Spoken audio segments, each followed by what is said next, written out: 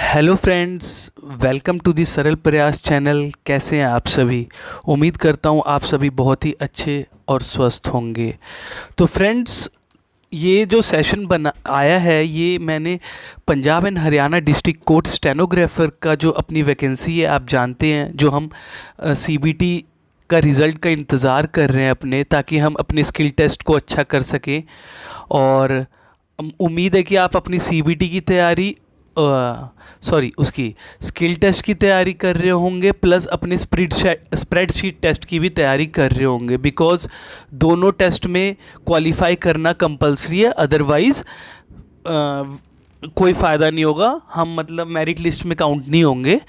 अगर skill test plus spreadsheet दोनों में, स्प्रेडशीट में तो आपको मिनिमम 4 या 6 मार्क्स लेके ही आने हैं। ठीक है, डिस्ट्रिक्ट कोर्ट में ये वेरी करता रहता है, कभी 4 कभी 6। और स्किल टेस्ट में तो आपको पता ही है कि 32 मिस्टेक्स ओनली अलाउड है। तो फ्रेंड्स, हम जानते हैं कि हमारा जो एग्ज़ाम हुआ था, जो ये पंजाब वाले का, ये आपका हुआ था 6 जुलाई को 20। आप जानते हैं ऐसा फ्रेंड्स कि आपका 6 जुलाई को एग्ज़ाम हुआ था पंजाब वाले का। और उसी तरह जो हरियाणा डिस्ट्रिक्ट कोर्ट का था, ये आपका हुआ था 19 जुलाई को फ्रेंड्स। 19 जुलाई 2025 को एग्ज़ाम्स हुआ था, लेकिन इसमें कैंडिडेट्स ज़्यादा थे।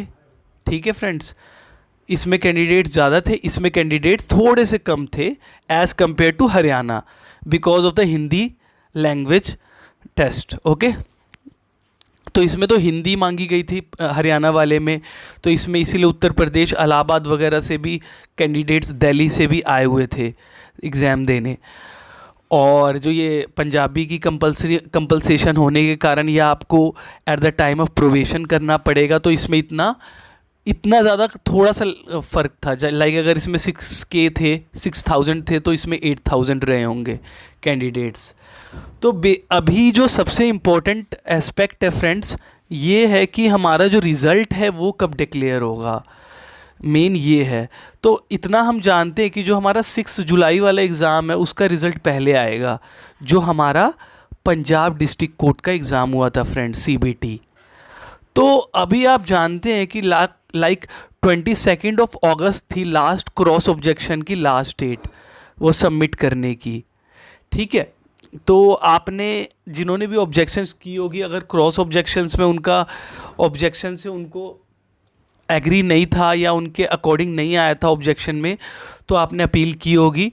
तो इस सब का मतलब जो भी इसके बारे में चेकिंग हो रही है, आंसर की क्या बनता है, जो भी बैकग्राउंड में चीज़ें चल रही हैं, इस वजह से थोड़ा सा डिले चल रहा है। अब देखिए, आज आप मान के चलिए 28 अगस्त है फ्रेंड्स। लाइक अराउंड हमारे 2 मंथ्स होने वाले हैं, लाइक एग्ज़ाम के, लाइक 6 सितंबर, जुलाई अगस्त सितंबर को हमारा 2 मंथ्स हो जाएगा। तो हम उम्मीद करते हैं कि 15 सितंबर तक हमारा सीबीटी का रिज़ल्ट आ जाना चाहिए फ्रेंड्स, क्योंकि इन्होंने क्रॉस ऑब्जेक्शंस का भी वो डेट ख़त्म हो गई है, क्लोजिंग विंडो।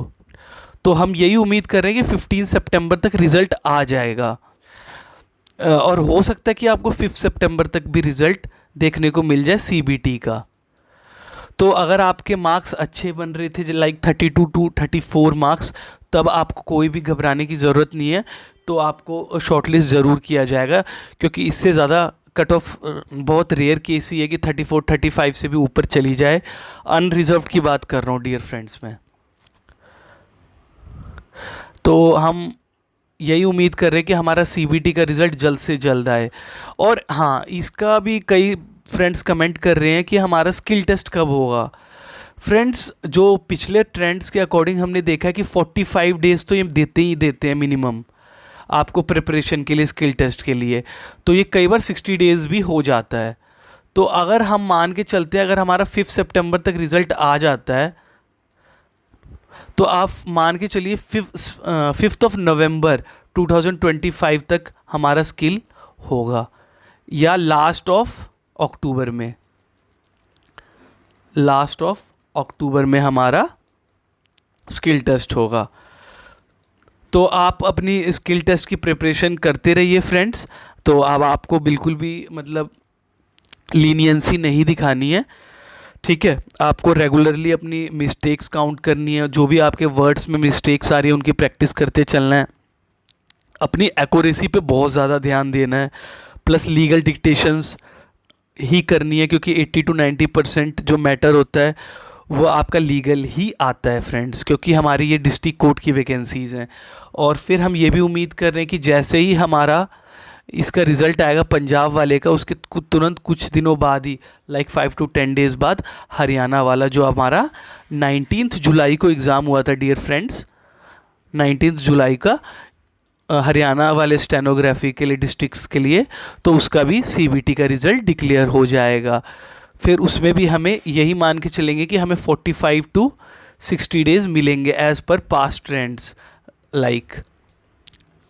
तो यही है, आप अपने स्किल टेस्ट की तैयारी करते रहिए। तो इसमें मैंने इसी रिगार्डिंग बात आपको बताई है, जानकारी दी है।